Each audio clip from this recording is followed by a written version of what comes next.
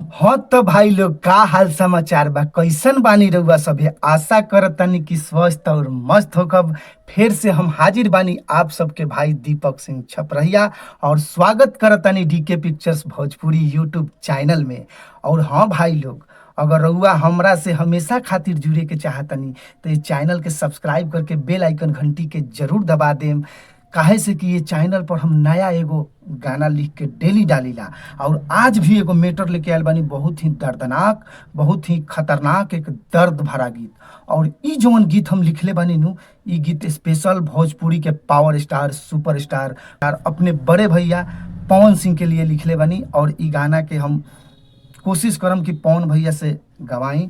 पवन भैया से जब भी हमारा लिंक सर्किल होता, जब भी पवन भैया से भेंट मुलाकात होई, तो ई गाना जरूर हम गवाएम। और ई गाना स्पेशल पवने भैया खातिर लिखले बानी।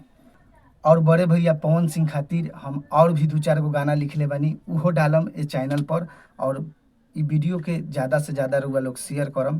दर्द तो आई सबसे पहले मुखरा कि दर्द होला दिल में बारा, लहर मारटी से हो।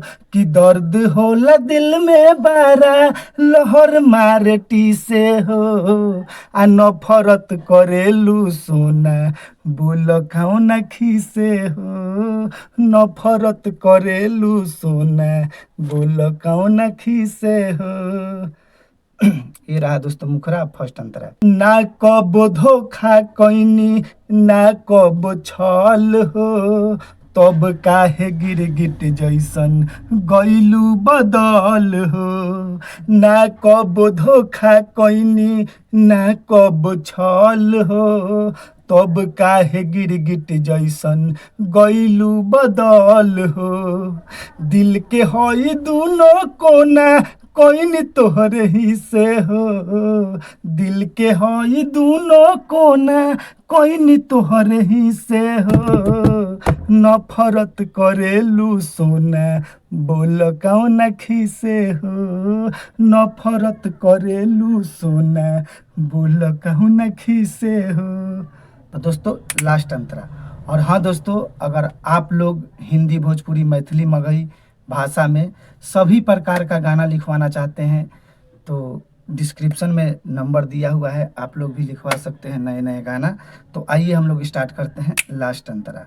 दीपक छपरहिया के खेलले बारू दिल से, कोइले बारू घात बरका पवन सिंह से मिल के। हाँ हाँ, दीपक छपरहिया के खेलले बारू दिल से, कोइले बारू घात बरका पवन सिंह से मिल के। कि जानता न जाने सच ई सब हमरा दिखे हो। कि जानता न जाने सच ई सब हमरा दिखे हो। नफरत करेलू सोना, बोल कौन आँखी से हो। नफरत करेलू सोना, बोल कौन आँखी से हो। कि दर्द होला दिल में बारा, लहर मारटी से हो। कि दर्द होला दिल में बारा, लहर मारटी से हो।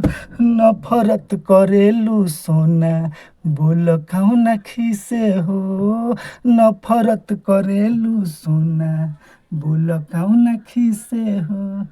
तो फिर मिलते हैं दोस्तों नेक्स्ट वीडियो में कुछ नया लेकर, कुछ अलग लेकर। तब तक के लिए टाटा बाय बाय।